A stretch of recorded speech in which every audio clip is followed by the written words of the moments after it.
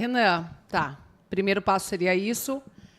Se fosse para cortar um imposto, qual você cortaria, assim, na boa, logo de cara?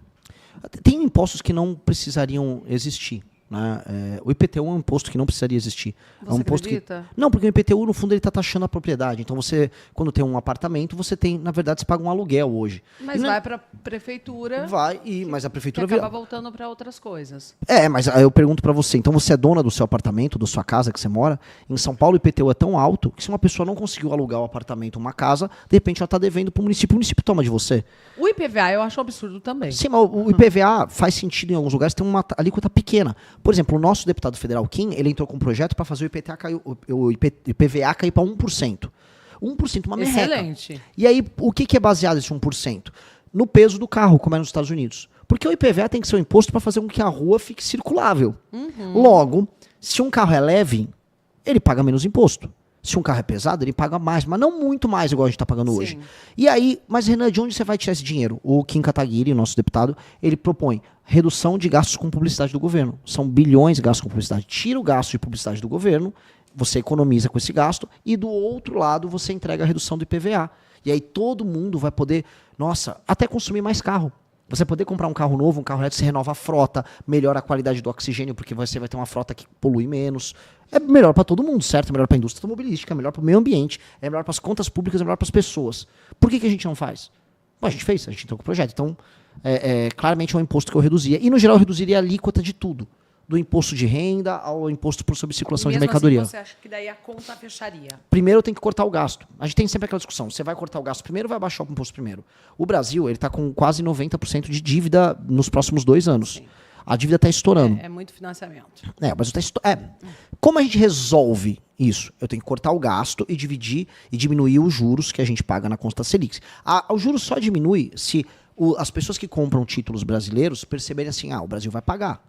Pensa assim, pessoa que está assistindo, para não parecer abstrato. Se você está devendo muito na praça, você está com o nome sujo, você não vai conseguir pegar um dinheiro com juros baratos no banco. Você vai ter que ir num agiota.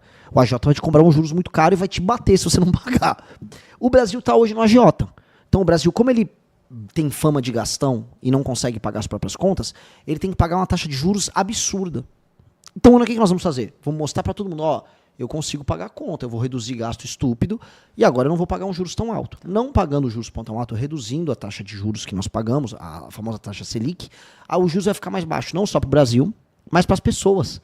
E aí, com os juros mais baixos, as pessoas consomem mais. Isso tem um efeito positivo. E também, reduzindo esses gastos todos, eu posso cobrar menos impostos. Então, eu vou começar cortando primeiro os gastos, depois cortando imposto. Você acredita que hoje o Brasil está polarizado ou manipulado? Nossa, grande ponto, manipulado. Porque polarização não é necessariamente ruim. Você pode ter 2 lados bem construídos, só que você não tem 2 lados de verdade. Eu desafio as pessoas que estão nos assistindo, deve ter fã do Lula, do Bolsonaro no chat. Fale 3 propostas para 2026 do Flávio Bolsonaro e 3 propostas do Lula. Não vão lembrar porque não tem. O Lula não propôs nada, nem o Flávio Bolsonaro. Se eles não propuseram nada, e não tem nada a propor, então as pessoas só gostam deles. E se as pessoas só gostam por um exercício de afeto, de amor, eu amo o Bolsonaro, eu amo o Lula, então vocês são manipulados emocionalmente, porque o Lula não ama vocês, nem o Bolsonaro ama vocês.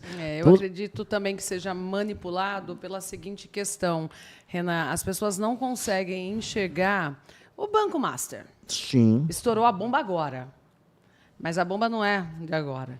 Sim. É de antes. Sim. Vem de antes. Sim. A questão do INSS. Estourou a bomba agora, no governo Lula. Mas não aconteceu no governo Lula apenas. E as pessoas não conseguem enxergar isso. E quem é de extrema-direita ou esquerda, aí sim começa a falação, né? Não, é porque é por conta do governo petista, tal. Mas não consegue enxergar que começou lá na época do governo Bolsonaro. Sim. É incrível isso. Os 2 escândalos. E, a verdade, as pessoas não estão revoltadas com os 2 escândalos, porque esses 2 escândalos pegam os 2 governos. Exatamente. E pegam membros dos 2. Então, só que eles não conseguem. Não, quando um está do lado de lá, não consegue enxergar isso. Não adianta você falar. Não, tanto que assim, eu pergunto para os bolsonaristas que estão no chat, por que vocês só falam de um pedaço do escândalo do Banco Master? Porque a turma do PT está envolvida no escândalo? Tá. O escândalo do Banco Master começa com um produto financeiro fraudulento chamado Credit Sexta, lá na Bahia, com o PT da Bahia. E depois a turma do Vorcaro, que é o dono do Banco Master, ele começa a comprar né, através de contratos, figuras do governo Lula. E ele se reuniu 3 vezes com o governo Lula. Então aí um bolsonarista, pera. Então é pra xingar o escândalo do Master, né? O escândalo do petismo. Aí eu viro, calma, homem. Vamos lá.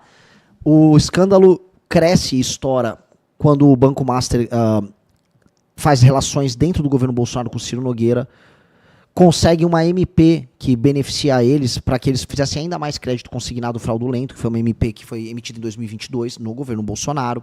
Eles dão dinheiro para as campanhas do Bolsonaro e do Tarcísio aqui em São Paulo. Eles têm relação com igrejas ligadas ao bolsonarismo, como a Igreja Lagoinha, lá em Minas Gerais, que é uma igreja ligada à direita. Políticos de direita estão envolvidos. Escândalo de INSS. Pegaram muita gente do PT no escândalo do INSS. Sim, pegaram também a mesma Igreja Lagoinha no COAF envolvida. E parece que o escritório de advocacia do Flávio Bolsonaro tem relação com o escândalo. Então, é um escândalo que mexe nos dois. Aí as torcidas organizadas ficam... eu não sei o que fazer. Eu acho que eu não vou falar desse assunto. E é o que acontece. Eu vi a Tabata Amaral. Tem muita gente que acha, não, ela é uma política séria e tal. A Tabata Amaral gravou um vídeo sobre o Banco Master, só falando de onde pegava a direita. O Nicolas Ferreira, tem muita gente que gosta dele. Olha só esses petistas aí. Entendi. Cada um conta o seu recorte. Que tal a gente contar toda a história? Que basicamente a classe política brasileira, exatamente, junto com o STF, junto com o Centrão, roubou vocês.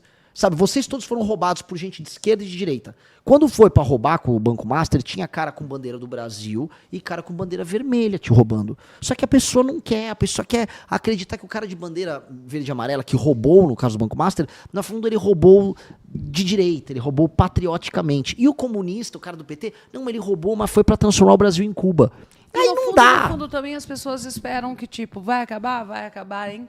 Pizza. Sim. Infelizmente, o brasileiro hoje em dia, e eu acho isso muito triste, Renan, eu gostaria realmente que a política tivesse uma mudança extrema, assim, para o nosso povo brasileiro ter mais dignidade. Porque é isso, você que é eleitor, que está nos assistindo, merece ter dignidade, ter saúde de qualidade, educação, ter comida no prato, ter uma moradia. É isso que eu desejo para todos nós. E um país mais igualitário, né? Com certeza. Olha, tem muita gente comentando aqui no chat. Manda aviãozinho para a gente chegar. Nesse momento, temos 2.600 pessoas nos acompanhando. Muita gente dando força para você. Muita gente também. Tem muito hater, é claro. O hater que faz você parte. Já está acostumado, com certeza. Ninguém ama mais você do que o hater, né? Ele está sempre presente. Sempre presente, né? Em todas as lives e dá o engajamento.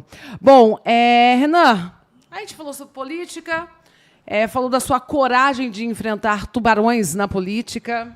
A hora que ele chegou aqui, eu falei assim, tu é corajoso, hein, cara? E tem que ser corajoso para falar tudo isso. Você tem medo? Eu estou falando medo mesmo, você me entende. Eu tenho medo de decepcionar as pessoas do meu time. Esse é o meu maior medo. Eu juro para você que eu tenho muito medo de, por exemplo, vir numa entrevista com você e falar besteira, parecer burro. Eu tenho medo de... às vezes defender uma ideia que não estava exatamente pronta. Agora, medo de morrer, veja, eu estou sendo alvo real, é concreto, eu não tô com aqueles caras que põem colete à prova de bala de mentira. Não tô. Eu tenho ameaças recorrentes do Comando Vermelho, especificamente do Comando Vermelho, especialmente quando eu vou pro Nordeste. Tenho que andar com segurança. Eu tive que adaptar toda a minha vida para isso. Agora, quando você está numa missão e você dedica a sua vida a isso, você meio que não liga, ou você tenta não ligar, porque você está muito obstinado, você está focado. É igual, por exemplo, o Ayrton Senna no piloto de Fórmula 1. Ele corria, e ele sabia que ele tinha um risco de morrer. Todo piloto de Fórmula 1 naquela época sabia que tinha um risco de morrer. A morte acompanhava, uma hora ela te pega. Pegou o Senna. Com a gente pode ser que ela pegue, assim como pode ser que ela não pegue. Agora, o meu maior medo, que é pior do que a morte física, é eu decepcionar meus amigos e as pessoas que estão nos apoiando. Esse é um medo enorme. Eu me cobro muito para não ser o cara que vai decepcionar eles. Bom, você vem com ideias inovadoras, vários ideais políticos. Quem que é o Renan? Quem é o Renan?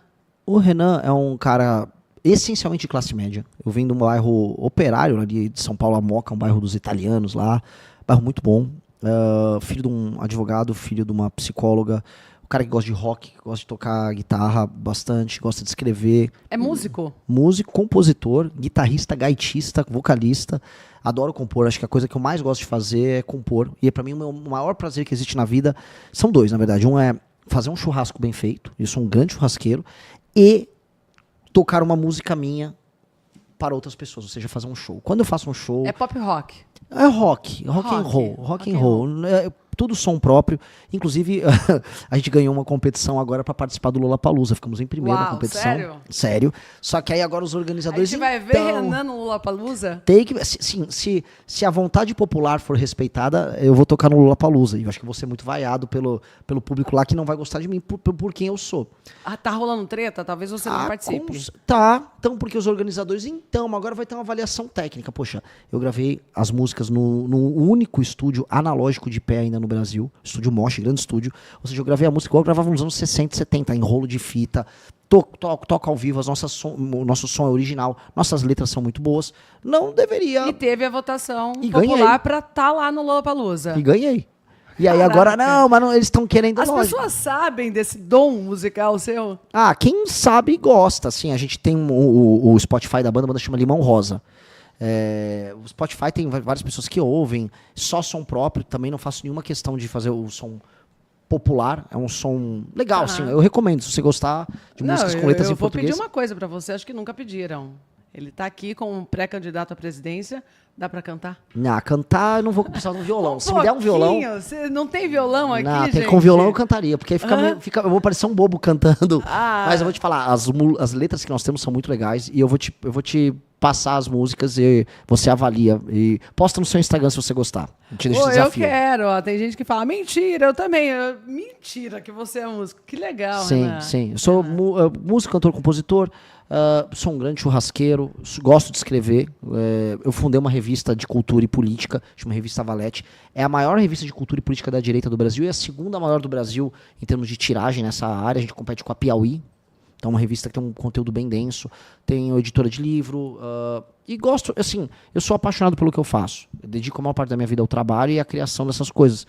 Meu objetivo é deixar um legado nessa vida em que as pessoas vão falar, pô, aquele cara é diferenciado, aquele cara fez o país.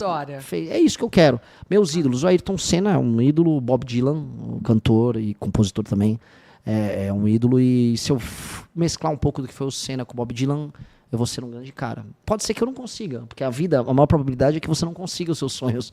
Mas vou tentar.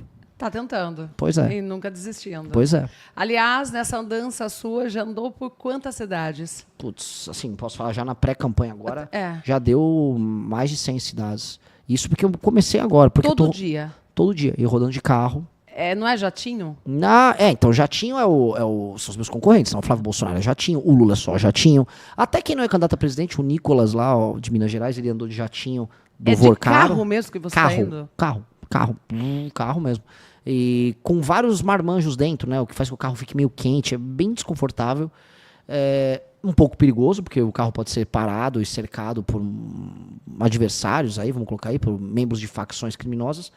E o que eu faço para me proteger? Eu abro uma live no nosso canal do YouTube e as pessoas vão acompanhando a live em tempo real. Então, sabe tudo o que você está fazendo. Tudo. Se acontecer algo...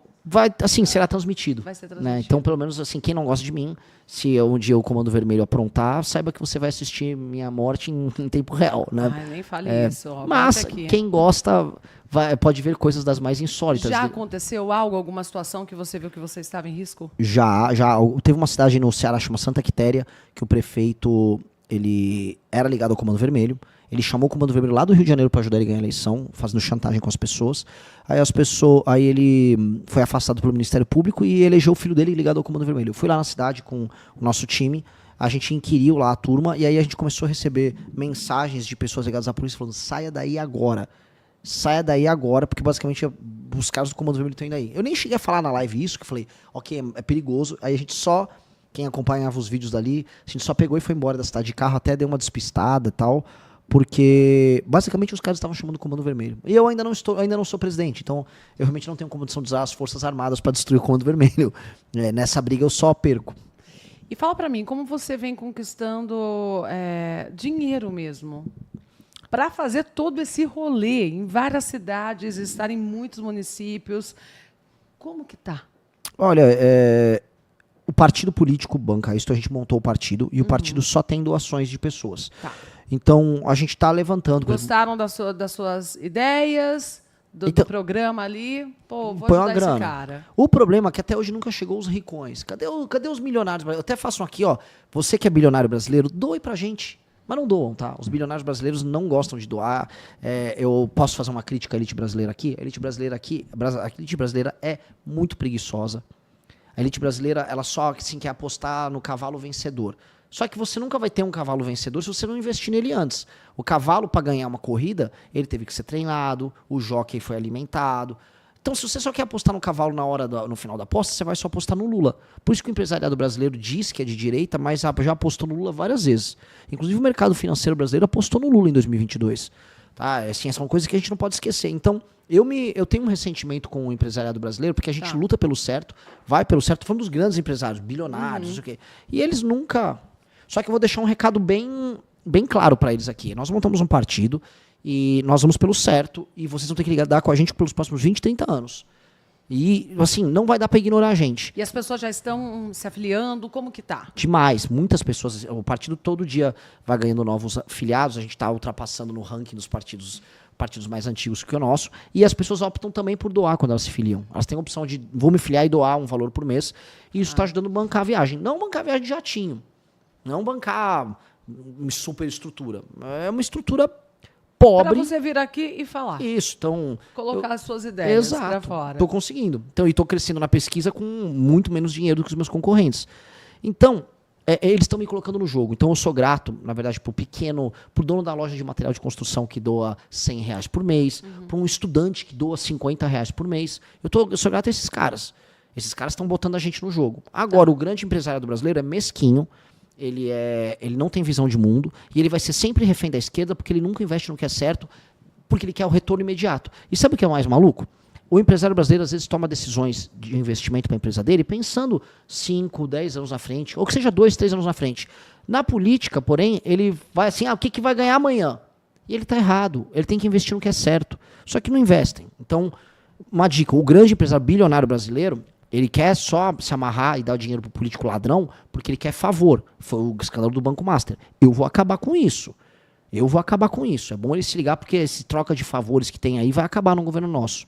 Renan, é a primeira vez que você está aí, vai disputar, é pré-candidato. Você não acha que seria mais fácil você começar? Prefeito, seus pais moram em Vinhedo, né? Disputar uma prefeitura, primeiro ser vereador, depois prefeito, depois deputado, até se tornar, de repente, um candidato à presidência? Não, porque pela lógica é assim que acontece, né? Pela lógica, se eu fosse um líder local, eu sou um líder nacional. Tá. Eu sou uma pessoa que lidera um movimento político com presença em todos os estados da federação. Eu montei um partido político em todos os estados da federação. Quando eu fiz as manifestações pelo impeachment da Dilma, eu fiz em todos os estados da federação. Quando eu fui se tornou nacional, já se tornou grande. Sou uma liderança nacional. Tá. E, veja, todas as coisas que eu fiz na política sempre foram coisas que tiveram abrangência nacional e impactaram bem nacionalmente. Portanto, eu me sinto não apenas apto, eu sou o mais preparado para enfrentar a dificuldade que o Brasil tem pela frente. E mais, temos exemplos de outros presidentes que, já no primeiro mandato, como político, estão fazendo grandes mandatos. O Milei na Argentina. Ele não foi prefeito, ele não foi governador, ele foi direto para a presidência e está fazendo um excelente mandato. Então, existem exemplos bons. O Donald Trump, temos críticos aqui ou ali, não dá para dizer que o Donald Trump não é um presidente que vem sendo importante. Tá, agora briga com o Irã, briga com... Prefiro não comentar. Não, assim, eu não tô aqui colocando, fazer uma avaliação dele. Eu tô falando assim, definitivamente ele não é o idiota no poder. Você pode falar que é um cara mau, que ele toma política que você não gosta. Ele tem poder. Ele tem poder e ele está executando o projeto de poder dele. Está mexendo o mercado econômico, financeiro de todo mundo. E eu gosto da ideia de que pessoas de fora com um plano e bem organizadas entrem na política e aí elas alterem o jogo lá. Porque se eu falar que, assim, poxa, qual é a experiência que o Ratinho tem? O Ratinho é um governador que antigamente ele apoiava o PT, agora ele apoia o Bolsonaro. Então não vejo nada de novo no Ratinho, o governador do Paraná. O Caiado está nesse jogo, a família dele governa Goiás desde o século XIX. É essa a novidade? O João Campos. O João Campos, a família dele era das capitanias hereditárias. A família dele tinha escravos. E ele hoje fala que é um cara progressista. Pô, você tinha escravos, João Campos. Calma aí, meu. Sabe, vamos... faz parte do sistema e faz parte da política. Sim. Como você escreveu lá 6 livros, de repente, para governar durante 50 anos. É normal que se você entra numa presidência, você quer que outros candidatos do seu partido entrem e fiquem, né? Natural. Acontece, é natural isso. Natural. Isso acaba Natural. sendo natural. O que eu não posso é vir com os vícios que fizeram o Brasil ser um Exatamente. país hoje pobre. O João Campos Aí representa um Brasil que não deu certo. Aí sim. E eu represento uma Continuar na mentalidade... mesmice. Exato. Então, assim, eu tenho que propor algo novo e esse algo novo tem que dar certo. Porque se o algo novo que eu propor for ruim, ele tem que dar errado e eu tenho que sumir. Por isso que eu tenho que me testar e se eu não der certo, eu tenho que sumir. A gente tem que entender isso. Eu não posso ficar fazendo errado o tempo todo, né? Então, por exemplo, o Bolsonaro. O Bolsonaro fez um governo ruim? Cara, legal. Tchau, vai pescar. Lula, deu errado, cara. Você gosta de picanha, vai fazer um churrasco lá com a Janja. Sai daí, cara. Não funcionou. Não funcionou por quê? Eu explico para as pessoas. O Brasil perdeu relevância internacional nos últimos anos. O Brasil está bem menos relevante do que a Índia, bem menos relevante do que a Coreia. O Brasil está ficando menos relevante do que o Vietnã. Já derrubam o regime iraniano, que é um regime super repressivo. E o Irã tem 88 milhões de habitantes e tem uma população esclarecida, uma população tecnicamente capaz. Se o Irã acabam as sanções contra ele e ele muda de regime, o Irã já ultrapassa o Brasil, se torna bem mais relevante que o Brasil. Então, até quando o Brasil vai ser ultrapassado? Até pelos vizinhos. Se for acompanhar não só no Carnaval, mas no Réveillon, os argentinos voltaram a passar férias no Brasil. Eles estavam quebrados até ontem, fizeram lição de casa e estão agora viajando para o Brasil. Já tá melhor. Poxa, a gente vai ficar sendo ultrapassado por todo mundo até quando? Renan, muita gente aqui no chat do YouTube. Eu confesso para você que é difícil de ler todos os comentários. Aliás, é impossível, porque quando eu vou ler, já baixa aqui. Eu tenho que ficar procurando. Gratidão a todo mundo que está mandando aí, enviando e dando poder cada vez mais aqui, entregando cada vez mais para o YouTube, porque cada vez que você curte, comenta e manda um aviãozinho, lógico que a máquina do YouTube entrega que tá show de bola aqui, o Tudo Pode. E então eu estou muito feliz. Um abraço, um beijo para aqui, ouvindo o pré-candidato à presidência da República, Renan Santos. Muita gente elogiando também a entrevista aqui, ótima entrevista. Passou, já não viu o nome, tá vendo? É muito rápido, é muita gente. Agora aquela pergunta que eu quero saber. Você sentaria numa mesa com Lula? Pra empurrar ele no chão, né? Não fala Na isso, brincadeira, é um vovozinho, né? Um vovozinho corrupto, mas um velhinho. Não jamais faria isso. Eu sentaria numa mesa com o Lula para ele fazer a transição e passar o governo para 2027. Se ele quiser cooperar fazendo a transição comigo. Então, eu ganhei a eleição em 26, aí eu vou sentar na mesa. Ô, Lula, meu querido, agora a chave do cofre está conosco, agora nós vamos começar a nossa guerra contra o crime, espero que você coopere na transição. E com o Bolsonaro? Com o Bolsonaro, eu posso falar para ele cooperar no Congresso Nacional, já que ele vai ser senador, ele vai perder a eleição, ele vai continuar senador. Ah, não, ele não continua senador. O Flávio Bolsonaro, no caso. Agora, sei lá, um irmão dele vira deputado federal, eu espero que vote nos nossos projetos e, nos tratando com respeito, eu os tratarei com respeito. Quem você acha que vai ser o seu principal concorrente? No começo, o meu principal inimigo é o desconhecimento. As pessoas não me conhecem, então tem que me tornar conhecido. Depois, no primeiro turno, tem que derrotar o Flávio Bolsonaro. Ele torna o concorrente 2. E depois, na terceira fase, o Lula é meu principal concorrente. Então agora eu estou enfrentando o senhor desconhecimento, que é um grande inimigo nesse momento. Você acha que Flávio hoje está mais forte que Lula? Não, eu acho que o Lula está mais forte. Eu acho que o Lula está mais forte porque primeiro você disse que tem que derrotar o Flávio. Sim, para eu ir para o segundo turno. Para ir para o segundo, tá sim, certo, tá correto, verdade. Primeiro derrota o desconhecimento para eu entrar no jogo, fazer 10% nas pesquisas, aí eu volto aqui grandão. Aí eu derroto o Flávio no primeiro turno, já no período eleitoral, eu vou nos debates, ultrapasso ele, e aí depois eu tenho que passar o Lula no segundo turno. Cada momento tem o seu adversário. Agora o meu adversário chama-se realmente desconhecimento. Eu sou conhecido por nem 20% do eleitorado. Então eu tenho que agora ficar conhecido, por isso que eu estou rodando o Brasil inteiro. Rodando. E sem jatinho? Aqui, no carro, aqui, ó. No carro. Ô, Renan, nós estamos partindo para as últimas perguntas. Quero fazer um ping-pong final. Você fala tanto, eu imagino a sua mente pensante, como que é? Rapaz, você não dorme. Eu durmo pouco. Mas eu não vou... Você escreve muito. Como que é a sua vida no dia a dia mesmo? Assim, é óbvio, agora você está na loucura, né? De caminhada, tal, para ficar mais conhecido. Mas como que é a sua vida? Não tenho vida. Porque dá para ver que você conhece de tudo um pouco, realmente. Você deve ser um cara que lê muito, está muito antenado a tudo. Sua cabeça não para. Não. Você não tem medo de ter um burnout, não? Tenho. Falam que... Assim, eu nunca tive. Eu conheço pessoas que tiveram e falam que você ficar paralisado é muito ruim. Eu não sei, às vezes minha cabeça fica meio nublada, assim, às vezes quando eu tô tanta coisa tocando, parece que tá chovendo na cabeça. Tipo, sabe quando você liga a TV e tá naquela coisa preta e branca? Antigamente tinha isso, acho que hoje nem existe mais. Pois bem, às vezes eu sinto que minha cabeça fica assim, mas minha cabeça tem uma mania de ficar conectando coisa o tempo todo, conectando. Isso é um pouco exaustivo. Isso me ajuda por um lado, então eu consigo chegar aqui com você e falar dos mais diversos assuntos, que eu acho uma coisa muito boa. Eu acho que uma pessoa que trabalha com política, política, no fundo, é uma ciência de tudo. A gente tem que falar sobre educação, saúde, sobre vida, psicologia, sobre entendimento do ser humano. E aí é ótimo que você fica conectando, mas uma hora parece que você vai quebrando assim a cabeça. Então, eu não sei. Até lá, eu espero não pifar até a eleição. Mas acho que tem que descansar também quando pode. Tenho. E aí, ler ajuda muito e tocar música me ajuda muito. Parece que o cérebro vai para um outro mundo. Assim. Desconecta um pouco dessa realidade aqui que você está vivendo. Vamos lá, então, para o ping-pong, hein? Direita. Direita? Precisa ficar mais inteligente. Esquerda? Acabou. Como ideia, no mundo, ela morreu. STF? Precisa ser colocado de volta no lugar. Brasil em 10 anos? Com Renan Santos, o país sério disputando posições com as maiores nações do mundo. Você é presidente, sim ou não? Sim. Com certeza. Com certeza.